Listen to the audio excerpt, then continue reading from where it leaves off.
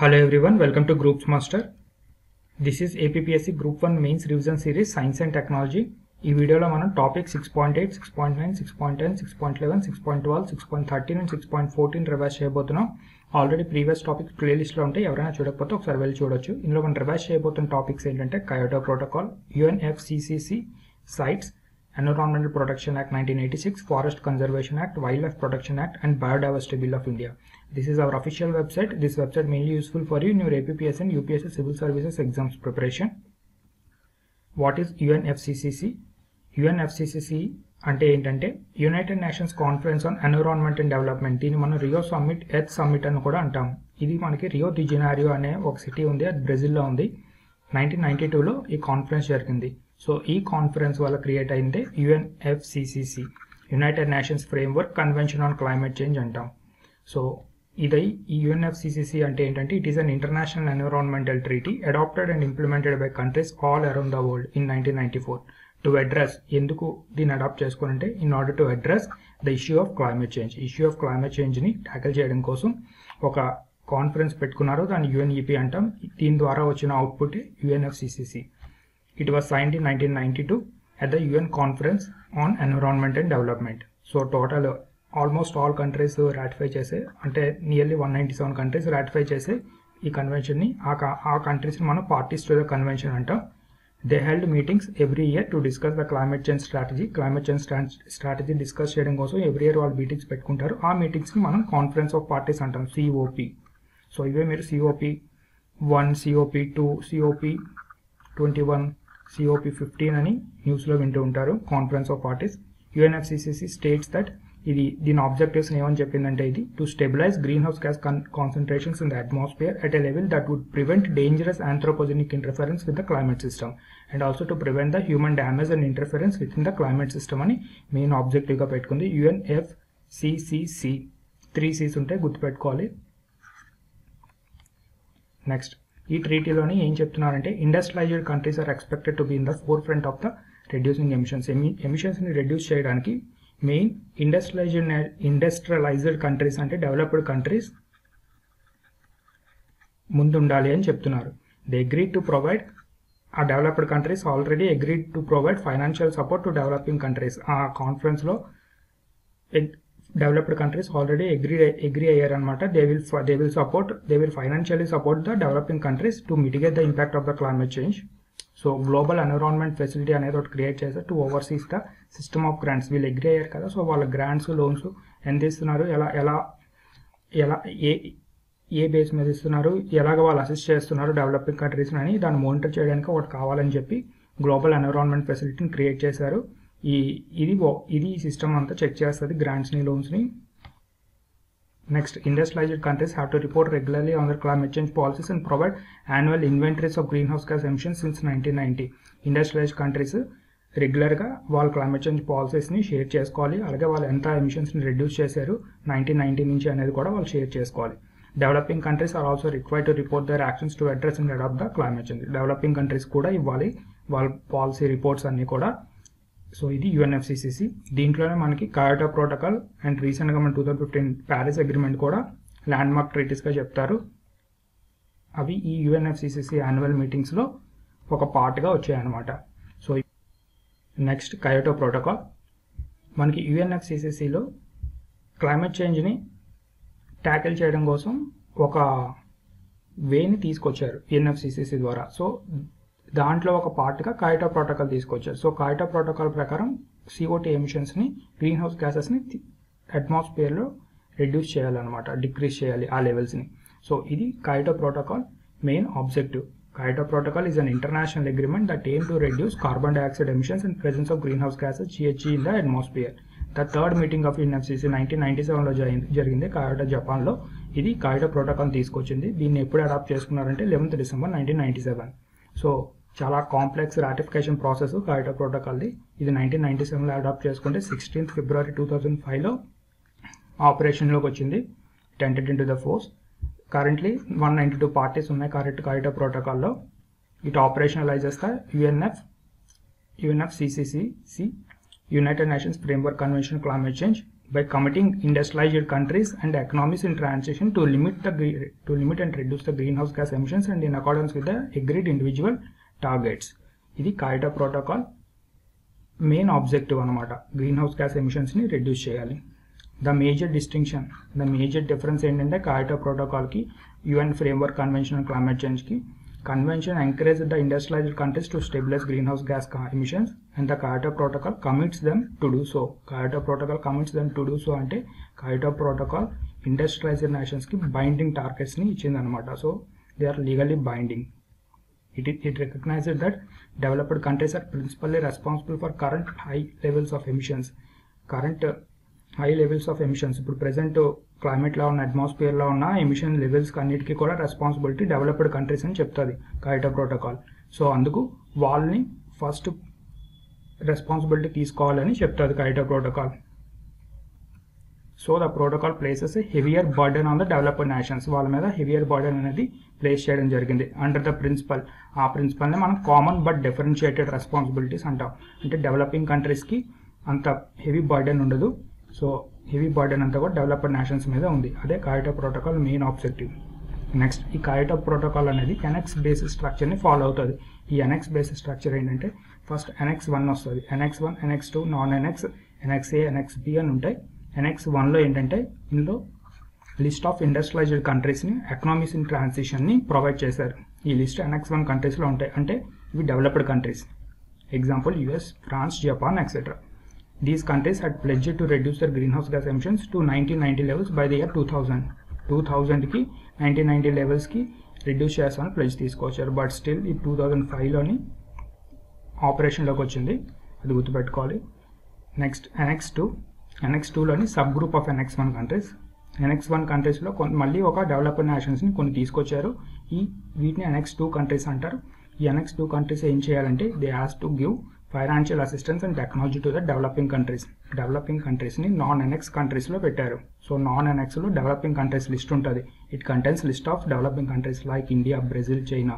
They do not have compulsory binding targets. Compulsory binding targets NX 1 కంట్రీస్కి ఉన్నాయి to reduce green house gas emissions, also they are encouraged to do it. Next NXAలో ఏం పెట్టారంటే it contains list of 6 green house gas emissions. 6 greenhouse gases ఏవైతే రెస్పాన్సిబుల్లో దీన్ని ఆ లిస్ట్ని NXAలో పెట్టారు. సో అందులో first one carbon dioxide, next methane, nitrous oxide, hydrofluorocarbons HFCs అంటాం, perfluorocarbons and sulphur hexafluoride. Next NXBలో ఏం పెట్టారంటే it contains the compulsory binding targets of NX 1 countries. Developed countries అంటాం కదా NX 1 కంట్రీస్కి, వీళ్ళకి బైండింగ్ టార్గెట్స్ ఉన్నాయని చెప్తున్నాం కదా ఇంతవరకు.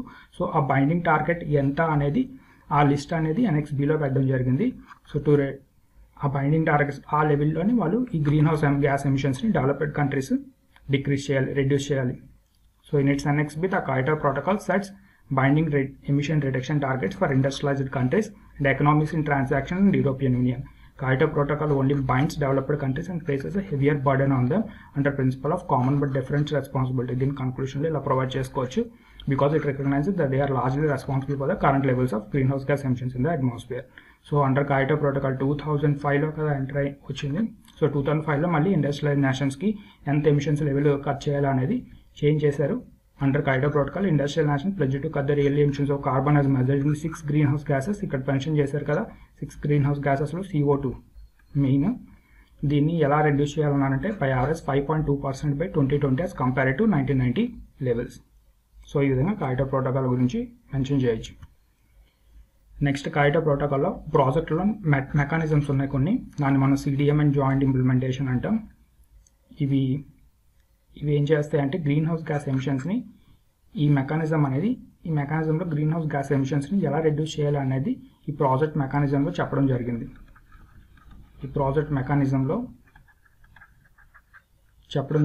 గ్రీన్ హౌస్ గ్యాస్ ఎమిషన్స్ని ఎలా రెడ్యూస్ చేయాలి అనేది. సో అవి 2 టైప్స్గా ఉన్నాయి. ఒకటి clean development mechanism and joint implementation JA అంటాం. These are the project-based mechanisms allows parties to the Kyoto Protocol to implement emission reduction projects in other countries in exchange for credits which can be used towards achieving the Kyoto Protocol. ప్రాజెక్ట్స్ని implement చేస్తారు developing and developed కంట్రీస్లో. అలా implement చేసినప్పుడు అవి ఏది green projects అనమాట. వాటి నుంచి కొన్ని క్రెడిట్స్ అర్న్ చేసుకుంటారు. సో ఆ క్రెడిట్స్ ద్వారా వాళ్ళు అక్కడ కయోటో ప్రోటోకాల్ ఇంప్లిమెంట్ చేశారు అని చెప్పొచ్చు అనమాట. ఇది కయోటో ప్రోటోకాల్ మెకానిజం.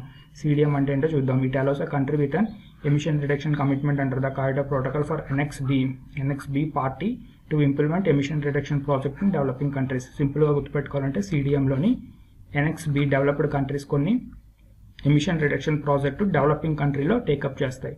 సో అలా టేకప్ చేస్తే వాళ్ళు కొన్ని క్రెడిట్స్ అర్న్ చేసుకుంటారు. వాటిని సర్టిఫైడ్ ఎమిషన్ రిడక్షన్స్ అంటారు, CERS. సో CDM ఏం చేసింది? CDM generates investment in developing countries like India, especially from the private sector, promotes the transfer of environment friendly technologies. Environmentally friendly టెక్నాలజీస్ని transfer చేయడానికి use అయింది CDM. Next joint implementation. It allows a country with an emission reduction commitment on the Kyoto Protocol NXB party, మళ్ళీ NXB party. But ఇక్కడ ఏం చేస్తాయంటే NXB party developed countries they will implement emission reduction or emission removal project in another NXB country. అంటే ఒక developed country ఇంకొక developed కంట్రీలో project take up చేస్తుంది. ఆ విధంగా వచ్చిన క్రెడిట్స్ని ఏమంటారంటే ఎమిషన్ రిడక్షన్ యూనిట్స్, ERUs అంటారు. సో ఈ విధంగా కయోటో ప్రోటోకాల్ ప్రాజెక్ట్ మెకానిజమ్స్ని ఎక్స్ప్లెయిన్ చేయడం జరిగింది. సో ఈ విధంగా నేషన్స్ ఫాలో అవుతున్నాయి. CDM and JA joint implementation గుర్తుపెట్టుకోవాలి. Next CITES stands for convention on international trade in endangered species of wildlife, fauna and flora. So ఇది CITES acronym. So CITES is a global agreement among governments to regulate or ban international trade in species under threat. ఏ species అయితే threatened species ఉంటాయో వాటిని international trade నుంచి కాపాడాలన్నమాట. By regulating or banning those species for trade purposes. So ఇది ఒక governments అన్ని national governments అన్ని కూడా అగ్రి అయ్యి గ్లోబల్ అగ్రిమెంట్ని సైన్ చేశాయి. దీన్ని మనం సైట్స్ అంటాం సింపుల్గా. ఇన్ ద మిడ్ 20th centuryలోని గవర్నమెంట్స్ ఒక రికగ్నైజ్ చేసాయి అనమాట. Trade in some wild animals and plants are devastating impact on those species. Trade వల్ల కొన్ని వైల్డ్ యానిమల్స్, ప్లాంట్స్ ఎక్స్టింక్ట్ అయిపోతున్నాయని రికగ్నైజ్ చేయడం జరిగింది ఇప్పుడు మిడ్ 20th centuryలో. సో ఆ తర్వాత ఈ స్పీసీస్ ఎక్స్టింక్షన్ నుంచి కాపాడడం కోసం ఇండివిజువల్ గవర్నమెంట్స్ అందరూ కూడా సైట్స్ అనే అగ్రిమెంట్ని, ఒక గ్లోబల్ అగ్రిమెంట్ని తీసుకురావడం జరిగింది. Individual governments could control what happened within their borders, but they do not have a way to address the impacts of international trade in these species. India పర్టికులర్గా for example India తీసుకుంటే India తన బార్డర్లో ఉన్న wild యానిమల్స్ని plant డైవర్సిటీని protect చేయగలదు. But beyond the borders India can't do anything. So that's why they agree to bring a global agreement CITES to protect endangered species of wildlife, fauna and flora from international trade. So 21 countries 1973లో ఈ ఇష్యూని address చేయడం కోసం sites అగ్రిమెంట్ని sign చేసుకున్నాయి. Representatives of sites nations they meet every 2 to 3 yearsకి ఒకసారి meet అవుతాయి. Conference of parties, వీళ్ళు కూడా COP అంటారు, to review the progress and adjust the list of the protected species. This list is grouped into 3 categories with different levels of protection. They are వాటిని Appendix 1, Appendix 2, Appendix 3 అంటాం. Appendix 1లో ఏమున్నాయంటే it includes world's most endangered plants and animals such as tigers and gorillas. వీటిని international commercial trade in these species, వీటి ట్రేడ్ని కంప్లీట్గా ban చేయడం జరిగింది except in rare cases. Scientific research తప్ప ఇంకా దేనికి కూడా ఈ ఎండేంజర్డ్ ప్లాంట్స్ అండ్ యానిమల్స్ని ట్రేడ్ పర్పస్కి యూజ్ చేయకూడదు అనమాట. ఓన్లీ ఫర్ సైంటిఫిక్ పర్పస్కి యూ కెన్ ట్రేడ్. ఓకే, ఈ ఒక్క కండిషన్ తీసేస్తే కంప్లీట్గా they are banned the trade in these species. Appendix 2లో ఏ స్పీసెస్ ఉన్నాయంటే they are not at threatened with extension but which could become threatened if unlimited trade were allowed. ఒకవేళ present trade practices ఏవైతే ఉన్నాయో అవి కంప్లీట్గా వాటిని రెగ్యులేట్ చేయకుండా అలాగ వదిలేస్తే ఆ ట్రేడ్ ప్రాక్టీసెస్ని ఫాలో చేస్తే కనుక ఈ స్పీసెస్ మినీ కోరల్స్, హిప్పోపోటమస్ ఇవన్నీ కూడా ఇన్ ఫ్యూచర్లో ఎక్స్టింక్ట్ అయిపోతాయి అనమాట. సో అలాంటివి అపెండిక్స్ 2లో ఉన్నాయి. So plants and animals in this category can be traded internationally but you have to follow strict rules. Next appendix 3లో ఏమున్నాయంటే species whose trade is only regulated within a specific country can be placed in appendix 3 if that country requires cooperation from other nations to prevent exploitation. ఒక specific స్పీసీని country protect చేయాలంటే తన బార్డర్లో it requires the assistance of another country అనమాట. Other country cooperation ఉండాలి. ఈ species తన బార్డర్లో దాని బార్డర్లో ట్రేడ్ నుంచి రెగ్యులేట్ చేయాలి అంటే అనదర్ కంట్రీ కోఆపరేషన్ ఆ కంట్రీకి కావాలన్నమాట. సో అలాంటి స్పీసీస్ని అపెండిక్స్ 3లో పెట్టారు. CITES also brings together law enforcement officers from wildlife authorities, national parks, customs and police agencies to collaborate on efforts to combat the wildlife crime targeted at animals such as elephants and rhinos. So law enforcement officers, wildlife authorities తో coordination చేస్తూ sites అనేది implement చేస్తున్నారు national governments. Next environment protection act 1986. It was enacted by the Parliament of India in the wake of Bhopal gas tragedy or Bhopal disaster under the Article 253 of the Constitution.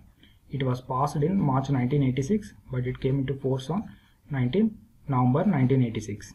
The purpose of this act ఏంటంటే to implement the decisions of UN Conference on the Human Environment held at Stockholm in June 1972. June 1972లో Stockholm convention ఒకటి జరిగింది. దాన్ని డెసిషన్స్ని implement చేయడం కోసం ఈ యాక్ట్ని తీసుకురావడం జరిగింది. In which India is also participated to take appropriate steps to for the protection improvement of the human environment. So ఈ యాక్ట్ మెయిన్ పర్పస్ ఏంటంటే to implement the decisions that were taken in Stockholm Convention and also to protect and improve the human environment. This act allows central government to take action to protect the environment and to appoint officers to achieve the desired objectives. So ఈ act features ఏంటో చూద్దాం. Next important features చూస్తున్నాం. This act covers all forms of పొల్యూషన్స్ని cover చేయడం జరిగింది. So air pollution, water pollution, soil pollution, noise pollution. It provides the safe standards for the presence of various pollutants in the environment, and it also prohibited the use of hazardous material unless prior permission is taken from the central government.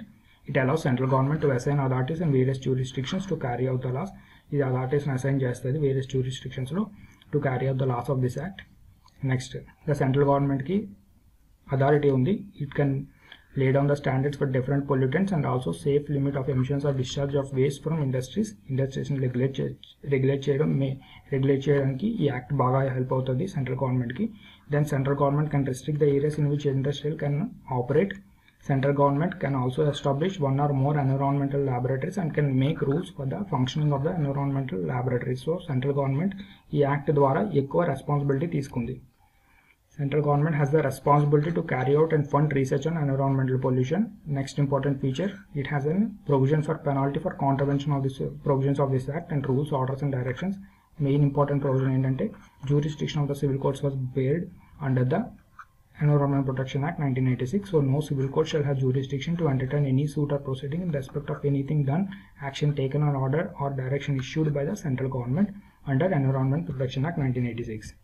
Next, Forest Conservation Act. Forest Conservation Act 1980 was enacted by the Parliament of India to provide the conservation of forests. It was enacted to control deforestation and it ensured the forest lands could not be dissolved without prior approval of the central government. ఈ act ఎప్పుడు వచ్చిందంటే 25 October 1980లో it entered into the force. This law extends to whole of India. ఇది prelims అడిగే అవకాశం ఉంది. whole of India కి Forest Conservation Act 1980 extend అవుతుంది. Next, the main objectives of Forest Conservation Act is to ensure long-term forest productivity and conservation of forest resources through prompt reforestation, soil conservation, afforestation, and other measures, and also to protect the forest and its forest flora and fauna, and also other diverse ecological component, to protect the integrity, territory, and individuality of the forest, to protect the forest and prevent deforestation, and will lead to land erosion and subsequent degradation of the land, and to prevent the loss of forest biodiversity, to promote the efficient use of forest resources. These are objectives of the Forest Conservation Act. Next, important features of Forest Conservation Act 1980 చూద్దాం. This act restricted the central government and other authorities to make decisions in some matters without the prior permission of the central government. Central government permission లేకుండా కొన్ని మ్యాటర్స్లోని state governments అలాగే district authorities decisions తీసుకోకూడదు. అలాగే state governments cannot deserve any forest land and they cannot assign any forest land or any portion of it by way of lease to any private person. అలాగే this act also provides penalties for the infringement of the provisions of this act. అలాగే central government power ఉంది. Central government has the power to constitute an advisory committee to advise on matters related to the preservation of forest. అలాగే no person is allowed to make clearings or set fire in the reserved forest. Cattle are also not permitted to trespass in the reserved forest. Cattle కూడా allow చేయరు. So collection of timber, bark or leaves, quarrying or collecting any forest product is punishable with imprisonment up to term of 6 months according to Forest Conservation Act. Ivi important features of this act. Next, Wildlife Protection Act. It was enacted by the Indian Parliament. It provides for the safeguard and protection of the wildlife, flora and fauna in the country. Wildlife Protection 1972 provides for the protection of country's wild animals, birds, plant species in order to ensure the environment and ecological security. ఈ విధంగా introduce చేయొచ్చు. దీని main objectives ఏంటంటే production of natural habitat through limited controlled exploitation of species and also maintenance of viable number of species in protected areas అంటే national parks, wildlife sanctuaries, reserve forests అని వస్తాయి. అలాగే establishment of biosphere reserve for plant and animal species and also protection through legislation. దీని salient features ఏంటంటే important features of Wildlife Protection Act. This act provides for the formation of wildlife advisory boards, wildlife wardens and specifies their powers and duties. It helped the India become a party to the CITES. The act prohibited the hunting of endangered species. Endangered species ni hunt చేయకూడదు. అలాగే scheduled animals are prohibited from being traded. Scheduled యానిమల్స్ని trade purpose కూడా use చేయకూడదు. This act provides for licences for the sale, transfer and position of some wildlife species. Licences ఉండాలి కొన్ని wildlife స్పీసీస్ని domestication పర్పస్కి use చేయాలన్నా, అలాగే sale చేయాలన్నా, ట్రాన్స్ఫర్ చేయాలన్నా. అలాగే it provides for the establishment of wildlife sanctuaries and national parks.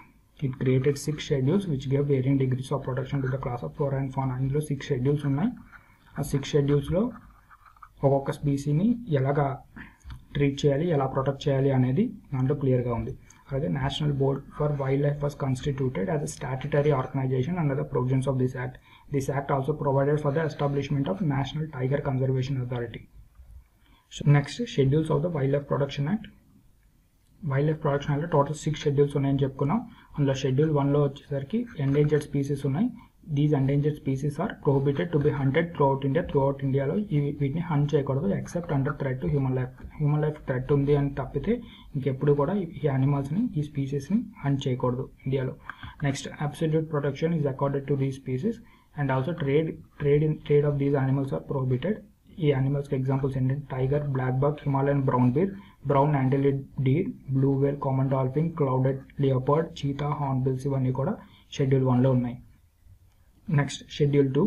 Schedule 2లో కూడా animals under this schedule are also accorded high protection. వీటి ట్రేడ్ని కూడా ప్రొహిబిట్ చేశారు. They also cannot be hunted except under threat to human life. ఇందులో ఉన్న యానిమల్స్ ఏంటంటే Kohinoor, Assamese macaque, large Indian civet, Indian fox, flying squirrel, Kashmiri fox ఇవన్నీ కూడా షెడ్యూల్ 2లో ఉన్నాయి. అలాగే షెడ్యూల్ 3 and 4కి వచ్చేసరికి ఇందులో ఉన్న స్పీసీస్ ఏంటంటే they are not endangered. The list of the species which are in schedule 3 and schedule 4 are not endangered. This includes protected species, but penalty for any violation is less compared to first 2 schedules. ఇందులో ఉన్న examples ఏంటంటే స్పీసీస్కి hyena, Himalayan red. Next, schedule 5. This schedule contains animals which can be hunted. ఏ యానిమల్స్ని అయితే hunt చేయొచ్చో ఆ animals లిస్ట్ని schedule 5లో ఇవ్వడం జరిగింది. ఎగ్జాంపుల్ మైస్, ర్యాట్, కామన్ క్రో, ఫ్రూట్ బ్యాట్స్. ఈ షెడ్యూల్ 6లో ప్లాంట్స్ ఉన్నాయి కొన్ని. ఈ ప్లాంట్స్ని కల్టివేషన్ నుంచి ఫర్బిడెన్ చేశారు, అంటే కల్టివేట్ చేయకూడదు. ఎగ్జాంపుల్స్ అంటే picture green, blue wonder, red wonder ఇవన్నీ కూడా ఇందులో ఉన్నాయి.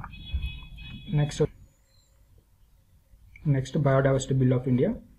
The Biodiversity Act 2002 was enacted by the Parliament to realize the objectives enshrined in the UN Convention on Biodiversity, CBD అంటారు, 1992లో జరిగింది ఇది. It recognizes the sovereign rights of states to use their own biological resources. అయితే ఈ biodiversity act section 2 of Bలోని term బయోడైవర్సిటీని define చేశారు. ఈ విధంగా డిఫైన్ చేశారంటే the variability among living organisms from all sources and the ecological complexes of which they are part and includes diversity within species or between species of ecosystems. The Biodiversity Act 2002, it mandates implementation of the act through decentralized system. Decentralized system ద్వారా implement చేయాలనుకున్నారు. So through decentralized system with the National Biodiversity Authority focusing on advise the central government on matters relating to ఈ national biodiversity authority NBA advise ఇస్తుంది సెంట్రల్ గవర్నమెంట్స్కి ఏ మ్యాటర్స్లో అంటే conservation of biodiversity, sustainable use of its components and equitable sharing of benefits arising out of the utilization of biological resources and advise the state government in the selection of areas of biodiversity importance to be notified as heritage sites and measures for the management of such heritage sites. వీటికి national biodiversity authority అనేది central గవర్నమెంట్కి ఈ matters మీద national biodiversity authority central గవర్నమెంట్కి advice ఇస్తుంది. ఆ అడ్వైజ్ని base చేసుకొని డీసెంట్రలైజ్డ్ అప్రోచ్లో సెంట్రల్ గవర్నమెంట్ ఈ యాక్ట్ని ఇంప్లిమెంట్ చేస్తుంది. Next important features of the biodiversity act. First feature ఏంటంటే to regulate access to biological resources of the country with equitable share in benefits arising out of the use of biological resources. Biological resources use చేసేటప్పుడు వచ్చే బెనిఫిట్స్ని ఈక్విటబుల్గా share చేసుకోవాలి. అలాగే next feature to conserve and sustainably use biological diversity. Third feature వచ్చేసరికి to establish national biodiversity authority, state biodiversity board and biodiversity management committees BMCCs, NBA, SBB అంటాం షార్ట్కట్లో. వీటిని establish చేయాలి. Next to create national, state and local biodiversity fund. ఈ ఫండ్ని create చేసి biodiversity కన్జర్వేషన్కి use చేసుకోవాలి. అలాగే to respect and protect the knowledge of local communities and traditional knowledge related to biodiversity. Next important feature to conserve and develop areas of importance from standpoint of biological diversity by declaring them as biologically diversity heritage sites గా వాటిని declare చేసి వాటిని conserve చేయాలి కొన్ని important ఏరియాస్ని. అలాగే the state government May with the consultation of local bodies can notify areas of biodiversity of importance as biodiversity heritage sites under this act. State government కూడా కొన్ని ఏరియాస్ని బయోడైవర్సిటీ హెరిటేజ్ సైట్స్గా declare చేయొచ్చు. అలాగే every local body shall constitute biodiversity management committee. Local bodies BMCsని establish చేయాలి within its area for the purpose of promoting conservation, sustainable use and documentation of biological diversity purposes కోసం local bodies BMCsని establish చేస్తాయి, constitute చేస్తాయి. So ఈ విధంగా మనం important features of the biodiversity act question వచ్చినప్పుడు ఈ ఫీచర్స్ని రాయాలి. ఇక్కడతో వీడియో కంక్లూడ్ చేస్తున్నాం. Thank you very much. If you really like this video, don't forget to subscribe Groups Master YouTube channel and also press the bell icon for regular updates and notifications. Please like this video and also share this video with your friends. Thank you.